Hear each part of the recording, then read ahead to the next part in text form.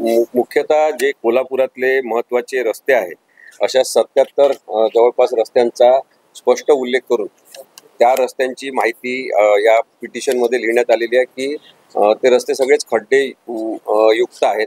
प्रचंड मोठे खड्डे आहेत. रस्त्याच्या बाजूनी ड्रेनेजसाठी कोणत्याही प्रकारचं व्यवस्थापन दिसत नाही.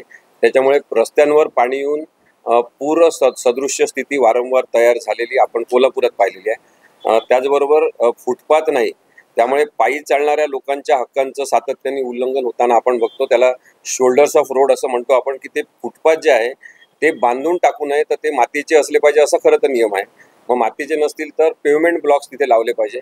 परंतु स्वच्छतेच्या नावाखाली रस्ते सगळेच बांधून टाकले जातात आणि मग पाणी जाण्यासाठी रस्ता योग्य मार्ग राहत नाही.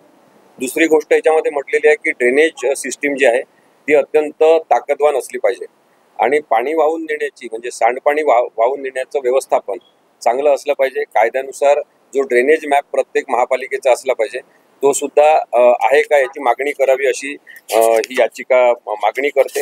ही याचिका करताना कोल्हापुरातल्या सजग नागरिकांतर्फे याचिका केलेली आहे आणि उदय नारकर सर, त्यानंतर रसिया पडळकर, सुनीता जाधव, भारती पवार, डॉक्टर अनिल रामचंद्र माने, डॉक्टर तेजस्वी देसाई अशा लोकांतर्फे केलेल्या याचिकेमध्ये महाराष्ट्र गव्हर्नमेंटच्या पब्लिक वर्क्स डिपार्टमेंटला, त्यानंतर कोल्हापूर म्युनिसिपल कॉर्पोरेशनचे कमिशनर, कोल्हापूर जिल्हा परिषदेचे चीफ एक्झिक्युटिव्ह ऑफिसर, तसंच कोल्हापूरचे कलेक्टर आणि urban development department government of महाराष्ट्राचे सेक्रेटरी या 5 जणांना प्रतिवादी करण्यात आलेला आहे.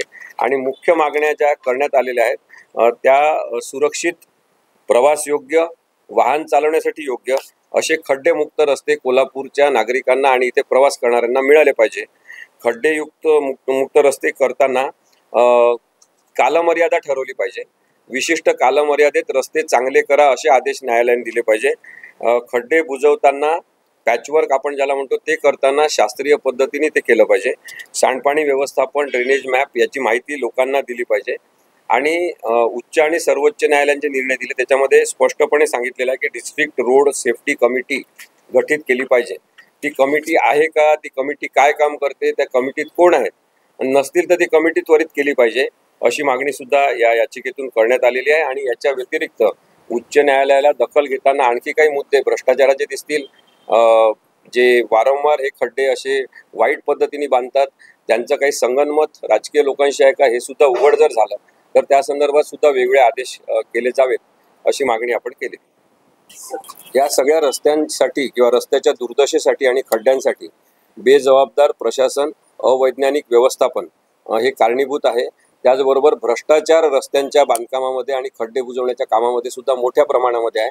त्याच्यामध्ये असलेले ठेकेदार, कॉन्ट्रॅक्टर किंवा त्यांचे लागेबांधे राजकीय लोकांशी असणं आणि त्यांनी सांगितल्यानुसार प्रशासकीय अधिकाऱ्यांनी आदेश देणं आणि कुणाला तरी रस्त्याचं कॉन्ट्रॅक्ट काहीतरी भ्रष्टाचाराची संधी देण्यासाठी तयार करून देणं हा कोल्हापूरच्या नागरिकांसोबत केलेला विश्वासघात आहे असं माझं म्हणणं. याच्यामध्ये मुख्यतः आर्टिकल 21 जे आहे त्याच्यामध्ये मानवी प्रतिष्ठेसह जीवन जगण्याचा हक्क भारतीय संविधानाने दिलेला आहे आणि तो हक्क आपल्याला वापरताच येत नाही अशी परिस्थिती आहे. दुसरा, आरोग्याच्या हक्कांवर खूप मोठी बाधा येते की अनेक जणांना, जे मी मगाशी सांगितलं, स्पॉन्डिलायसिसच्या आजारांपासून तर धुळीमुळे होणाऱ्या आजारांपर्यंत, श्वसनाचे आजार, फुफ्फुसाचे आजार आणि कार्यक्षमताच कमी होऊन जाणं, अंग दुखायला लागणं इथपर्यंत जे काही आजार होतात त्याच्यामध्ये मानवी प्रतिष्ठेसह जीवन जगण्याचा हक्क डावलला जातो. यासाठी या सगळ्या सरकारी 5 यंत्रणा ज्यांना आम्ही रिस्पॉन्डंट केलेला आहे ते सगळेजण दोषी आहेत. नाही, या पिटिशनमधून नागरिकांना 100% दिलासा मिळेल. कोल्हापुरातले रस्ते चांगले होतील. इन्फ्रास्ट्रक्चर म्हणजे पायाभूत सुविधा या सामान्य नागरिकांसाठी आणि सामान्य नागरिक केंद्रित असल्या पाहिजे ही मागणी आम्ही या याचिकेतून केलेली आहे. कारण की भेदभावपूर्ण सुद्धा रस्त्यांचं बांधकाम आपण काही कोल्हापूरच्या भागामध्ये बघतो, जिथे विशिष्ट प्रकारचे एकलास लोक राहतात तिथे फार चांगले रस्ते केले जातात आणि सामान्य माणसं वावरतात, राहतात, त्या रस्त्यांकडे दुर्लक्ष केलं जाते. हा सुद्धा भेदभावाचा मुद्दा आम्ही याच्यातून मांडलेला आहे.